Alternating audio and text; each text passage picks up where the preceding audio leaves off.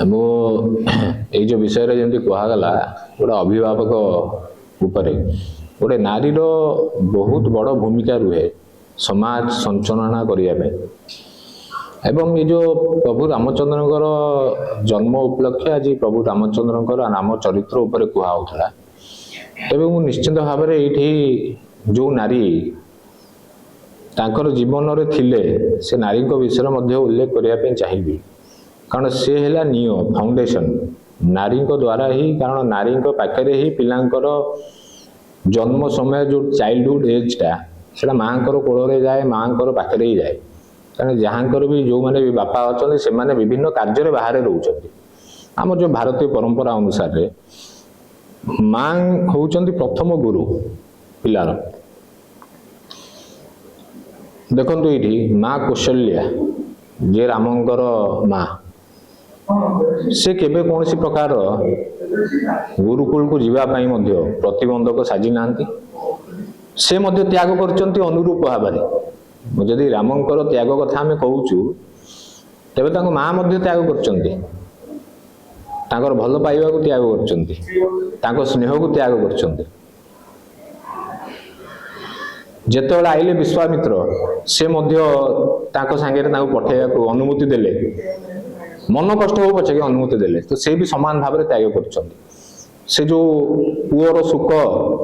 से माँ उपभोग करि पारि नहीं पुणी जिते बड़ हो आइले जिते विवाह हेले चिंता करंतु जो माँ सीता को विवाह हेले से माँ सीता तांको सांगे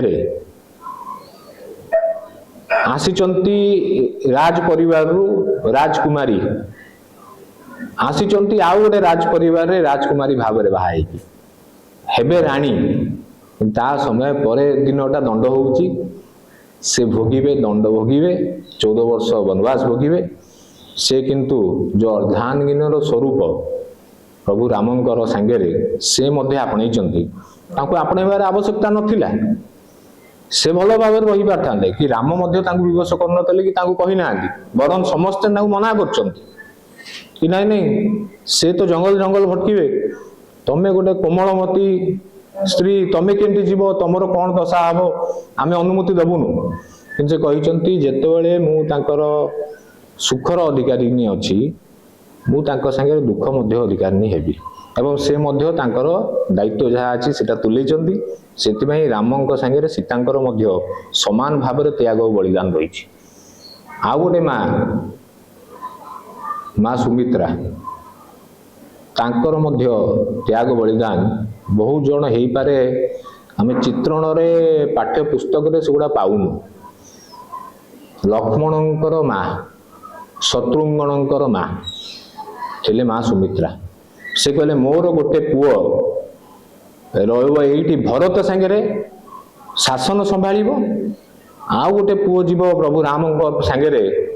तांकर सेवा करिवो सेतिमै प्रभु लक्ष्मण को से शिक्षा देले कि तोर परम कर्तव्य है तो भाईर सेवा करी एवं से लक्ष्मण रामंकर सेवारे इतिहास रे कथा मध्य अच्छी लक्ष्मण शोई ना 14 वर्ष ये कथा मध्य अच्छी ये किए ताकू ये शिक्षा देला तांको माँ जे कि गोटे घर मूल दुआ माँ सुमित्रा तांको ये शिक्षा देले आउ गोटे कहानीटा आसुची माँ सुमित्रा जिते हनुमान जी जाऊले संजीवनी बूटी से समय अयोध्या ऊपर जाऊले तो अयोध्यावासी की देखिले किए गोटे जाऊँ सर मारिक तल पकईदे सी जो रामंकर कथा कहले राम से तो आम भाई भरत हरिका कहले नाई नहीं एमती लक्ष्मण कहले लक्ष्मण मूर्जित हो माने मृत्यु पलैबे ये कथा शुणिकी माँ सुमित्रा कहले शत्रुघ्न तू तुरंत जा जदि लक्ष्मण आउ नाही रामंक पाखे ताल तोर किंचे मात्र विलंब न करी तो भाईर सेवारे तू लगी जा से माँ जार दी पुत्र लक्ष्मण एवं शत्रुघ्न से मध्य से त्याग तपस्या रे आधारशिला रे ताकू से शिक्षा प्रदान कले किंतु राम हनुमान जी कहले नाई नहीं से मूर्जित अछंती से सुस्थ हो जिवे किछि चिंता करंतु नाही से त्याग तपस्या रो जो बलिदान जो भावना से माँ को पाखे जागृत है सी है जड़े स्त्री माँ कौशल्या जड़े स्त्री माँ सीता जड़े स्त्री ଆଉ ଗୋଟେ ସ୍ତ୍ରୀର ମଧ୍ୟ ଉଲ୍ଲେଖ କରିବା ପାଇଁ ମୁଁ ନିଶ୍ଚିତ ଭାବରେ ମନେ ରଖିବି, ଉର୍ମିଳା। ଉର୍ମିଳା ହେଲେ ଲକ୍ଷ୍ମଣଙ୍କର ସ୍ତ୍ରୀ। ଲକ୍ଷ୍ମଣ ଯେତେବେଳେ ଗଲେ ତାଙ୍କ ତ ମାଙ୍କର ଆଦେଶରେ ସେ ଗଲେ ଭଗବାନ ମାନେ ରାମଙ୍କର ସେବା କରିବା ପାଇଁ। ତାଙ୍କ ସ୍ତ୍ରୀ ଭାବନ୍ତୁ, ସେ ବି କହିଲେ ଯଦି ମୋ ସ୍ୱାମୀ ଏତେ କଷ୍ଟରେ ତାଙ୍କ ଭାଇଙ୍କର ସେବା କରିବେ, ମୋର ତ ଅନୁମତି ନାହିଁ ଯିବା ପାଇଁ, କିନ୍ତୁ ମୁଁ ଏଇଠି ରହିକି ମଧ୍ୟ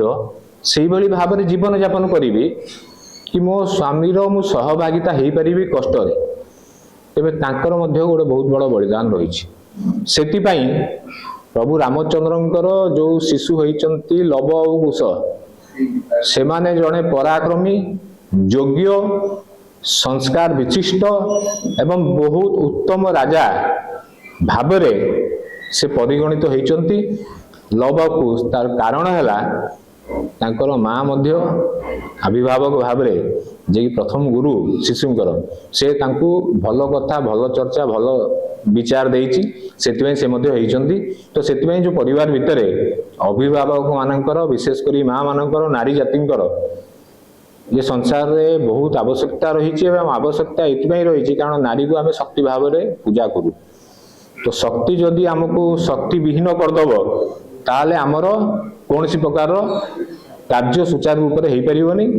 ସେଥିପାଇଁ ଏଇଟା ମଧ୍ୟ ଆବଶ୍ୟକତା ରହିଛି।